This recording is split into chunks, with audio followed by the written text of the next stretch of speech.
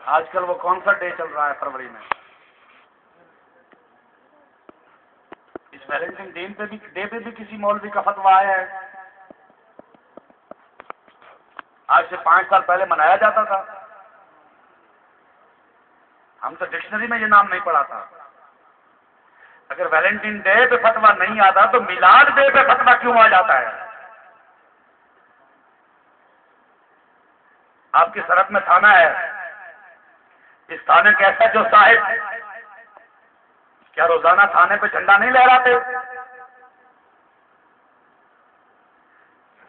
آپ کا میرپور ہے ڈسٹرکٹ گھوٹ کی ایٹ میرپور کے ڈی پی او صاحب اپنے دفتر پہ جھنڈا نہیں لہراتے روزانہ؟ گھوٹ کی کے ڈی پی او صاحب ڈی سی او صاحب اپنے دفتر پہ جھنڈا نہیں لہراتے؟ آپ کے صوبہ سندھ کی ہائی کورٹ پہ جھنڈا نہیں لہرایا جاتا؟ گورنر سندھ اور چیف منسٹر سندھ کی ریزیڈینس پہ جھنڈے نہیں لہرائے جاتے؟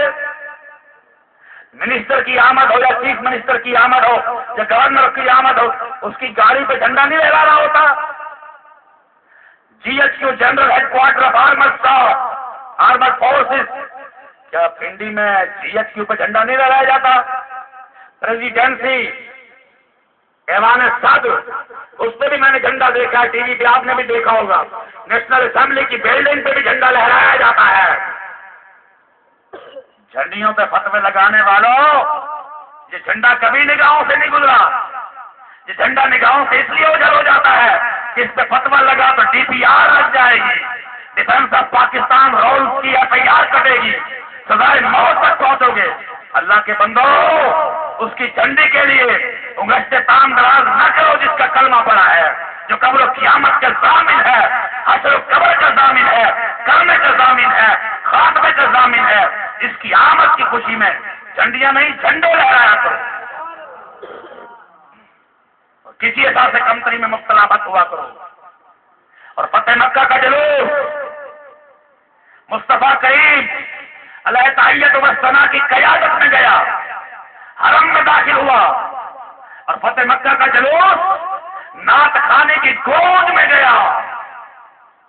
جب مکہ فتح ہو گیا، حضور سرور کائنات اپنی اونٹنی مبارک پہ سوار ہے.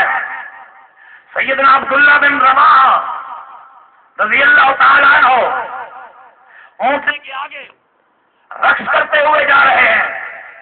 اور رقص کا کیا کیفیت کیا ہے؟ رقص کی کیفیت یہ ہے، اگر کبھی آپ خانگڑھ شریف جائیں حضرت احمد سے رحمت اللہ علیہ کے عرس پہ، تو وہاں پہ نعت خوانی جس رقص اور بھنگڑے کی صورت میں ادا کی جاتی ہے، یہ رقص اور بھنگڑا اسی انداز میں ہے کہ جب فتح مکہ ہوئی، حضور سرور کائنات اپنی اونٹنی پہ سوار تھے، اور سیدنا عبداللہ بن رواحہ اپنے دونوں ہاتھوں کو دونوں کانوں پہ لگا کے رقص بھی کر رہے تھے اور نعت پڑھتے جا رہے تھے. وَأَحْسَنُ مِنْكَ لَمْ تَرَ قَطُّ عَيْنٍ وَأَجْمَلُ مِنْكَ لَمْ تَلِدِ النِّسَاءُ خُلِقْتَ مُبَرَّأً مِنْ كُلِّ عَيْبٍ كَأَنَّكَ كَمَا تَشَاءُ. یا رسول اللہ، رقص کرتے ہوئے جا رہے ہیں، میلاد کا جلوس جا رہا ہے، مصطفیٰ کریم خود قیادت فرما رہے ہیں. یہ جلوس جب حرم مکہ میں داخل ہونے لگا، مسجد الحرام میں سیدنا فاروق اعظم نے تلوار نکالی نیام سے، اور حضرت عبداللہ بن رواحہ سے کہا، عبداللہ بن رواحہ، پورے مکہ کی گلیوں میں، مکہ کی شاہراہوں پر مصطفیٰ کی نعت کے زمزمے گونجتے آئے ہیں.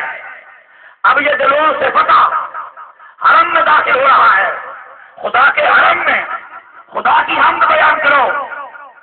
سیدنا عبداللہ بن رواحہ نے گردن کو گھمایا اور آنکھوں ڈالی مصطفیٰ کریم کی مبارک آنکھوں میں، اور پوچھا کہ یا رسول اللہ، فاروق اعظم کیا کہہ رہے ہیں اور عبداللہ بن رواحہ کو کیا کرنا چاہیے؟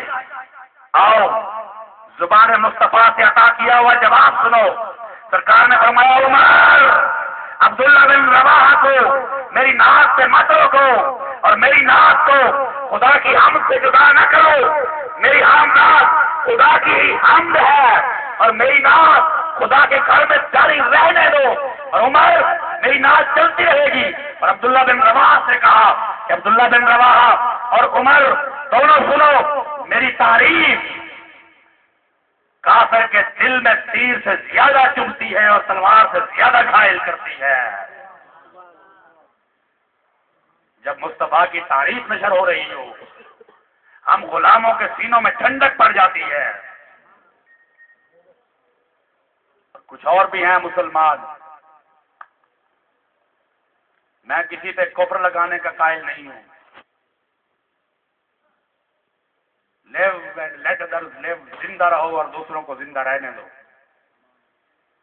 ملک میں انارکی نہ پھیلاؤ۔ مسلمانوں کو کافر کہنے سے اجتناب کرو۔ مسلمانوں، مخالف فرقہ کی تکفیر کو ختم کرو۔ لکم دینکم ولی دین، زندہ رہو، زندہ رہنے دو، اپنا دین کو چھوڑو نہیں، ولی دین، اور کسی دوسرے کے دین کو چھیڑو نہیں۔